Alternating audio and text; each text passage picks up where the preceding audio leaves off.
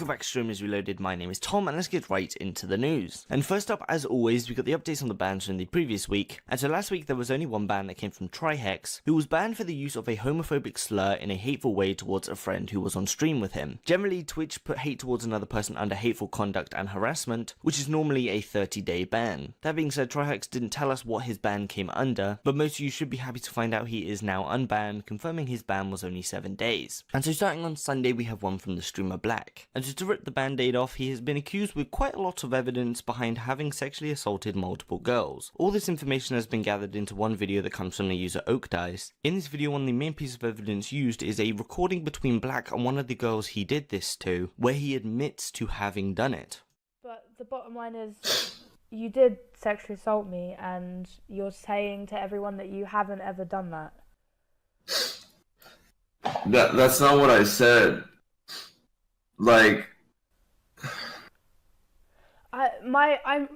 I'm sure you never actually said it. It's just said that you've never sexually assaulted anyone. It's just that, like, people are coming out and saying Graphist may be a sexual assaulter, and you're turning around and saying it's not true, it's not true. The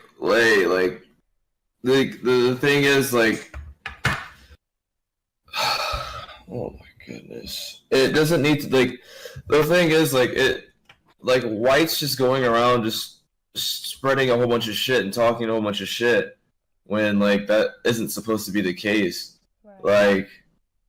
This wasn't supposed to be, like, on a Twitch thing. Like, this isn't supposed to be, like, this is no one else's business. Like, no one needs to be in anyone else's shit. Like, your privacy deserves to be kept, and none of that should be, no one's dirty laundry needs to be aired anywhere.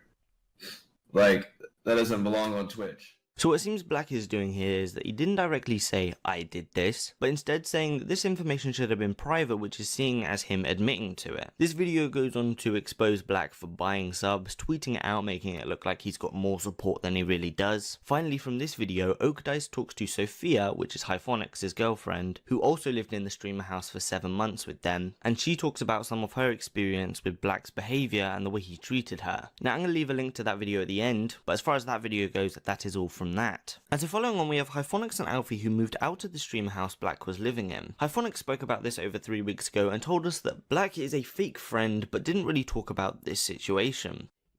The drama really started with just a couple things, you know, leading up as time went on. You know, it was the little things, you know, Brandon wouldn't clean up a couple things here and there. He wouldn't take care of a couple things. He would skimp out. He wouldn't pay on some things. He wouldn't pay for this. He wouldn't pay for groceries. He wouldn't pay for some other bullshit, Ubers and whatnot. But that was like the little things, right? You can deal with that and whatnot. Disrespected everyone else in the household over the time, etc., etc. It got to a breaking point of a friendship because he wouldn't change and he wasn't going to change, obviously. That's why we are here, we are today, and obviously we don't live with each other. But a post has come out on Hyphonix's subreddit that makes the claim that they really moved out because of these sexual assault claims, and that is the real reason. But they didn't and aren't currently talking about it because of threats and an investigation. So as of right now, Black has gone quiet on all social media. He hasn't responded to OakDice's video, except Oak has told us that Black is suing him. So finally, Black did show up to the Roomfest, which was on the 6th and 7th last weekend, and a girl streamer who goes by the name Miss Baffy, who was also there, tells us that Black was stalking her and saying some pretty messed up things. So finally, if any of you guys have some extra information, make sure you leave a comment down below. I'll leave a heart on your comment so that your comment gets pushed to the top, and I want to see if you guys know anything that I've missed. So finally, to finish this one off, here is that clip, and that is all for this. Black was his name. I'll call him Graphist actually, because I don't want to, yeah. Anyways, Graphist was really interested in me for the whole night. I'm not gonna sit here and be like, oh, he sexually assaulted me or something like that, because he didn't. Like, he didn't touch me, but he was very, very interested in me. He had told people that he's gonna fuck me, and he told people that I'm gonna get it deep. And he was just kind of saying some pretty foul things about me.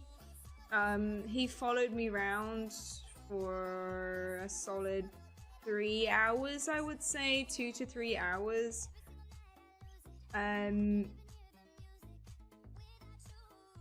Yeah, he followed me around. How long was it, MB? He followed me around for a long time, didn't he?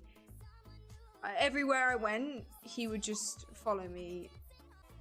Like, at the time, I didn't think that he was a massive creep. Like, I just thought he was just a really horny gamer guy who really wanted to smash and was really persistent, right? That's what I thought of him.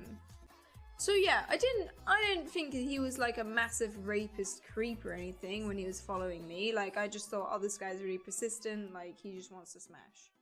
Following on, we have more drama that has to do with Roomfest. Here we have GrossGore, who was allegedly harassing multiple girls at the event. First thing you need to know is that GrossGore is married, and a lot of the allegations that happen here happen at the hotel and not necessarily at the actual event. Skidler, one of the people at the event who was also a part of the fight, explained the situation on Twitter. This post reads that at the Aviator Hotel, which is where a lot of the content creators were staying, GrossGore was saying inappropriate things to one of Skidler's friends, who was a girl, specifically about how she looked. This girl ended up leaving 20 minutes later, where the police showed up because of noise complaints that came from just normal people staying at the hotel. The police cleared everyone out of the hotel and went outside. Skidler went up to GrossGore to talk about his friend, who Gross made uncomfortable, where Skidler says, "Look, Ali, you've really upset one of my close friends with some of the things you said to her." Gross responds aggressively with a raised tone, saying Skidler shouldn't be defending her, calling him a white knight. Skidler here wanted an apology for his friend, or at least some sort of remorse on GrossGore's side. Here GrossGore got more hostile and turned to one of Skidler's friends, Alex, and said, "What are you looking at?" Here Skidler stepped in and shoved GrossGore out of the way into a moving car. Skidler then got held down by some of GrossGore's friend, and Skidler got beat up. This all happened in a few seconds, and the police and bystanders finally broke it up. Finally, Skidler here says that he's embarrassed for what happened at the event, apologises to GrossGore, and wished this never got escalated. So following on, we have a few clips. First, there is a clip on Twitter of GrossGore kissing one of the girls at the bar. Following on from outside after the fight has happened and it's all being broken up. Do I follow the hotel security? Oh shit, do I follow the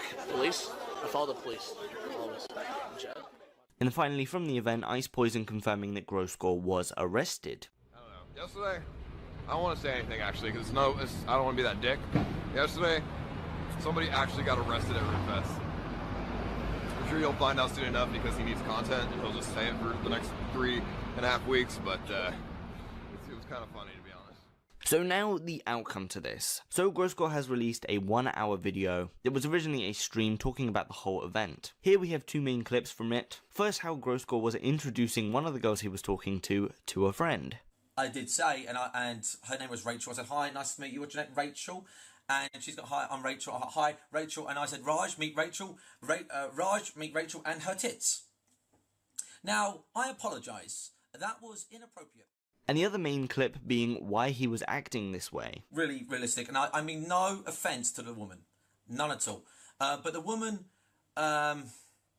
she was wearing a really, really, really revealing top.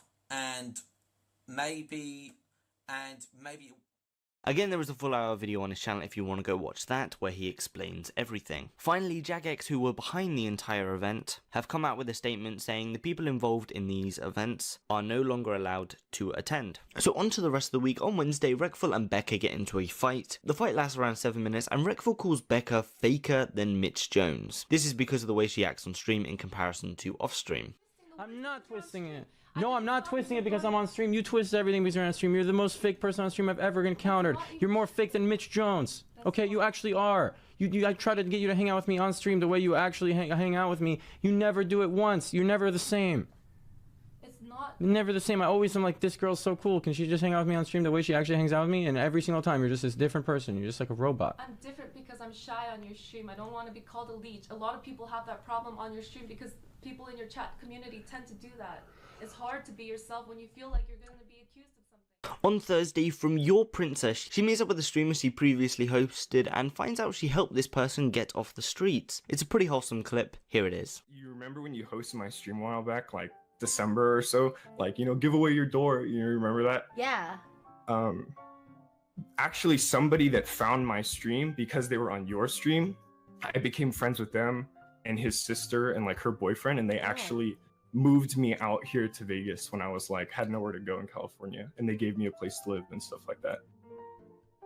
So people that found me because you hosted me ended up like picking me up off the street. So thank you. Oh shit! What the fuck? Are you serious? I always wanted to like tell you and like message you and like say thanks, but I thought it'd be kind of like weird just randomly messaging you. That's so cool. But I guess this is the opportunity. On to Saturday, we have a young streamer who was stream sniping FaZe Tfue in a game of Fortnite and of course killed him. Tfue did react to this on stream but didn't really say anything, so here is that clip. On me, Tfue! We're gonna kill Turner! We're gonna kill Turner! He's one! Yeah, Tfue! We killed Tfue! Res! Get the double barrel! Right there! Double barrel! Quick! Good, you can kill Turner! You killed Turner! Cody!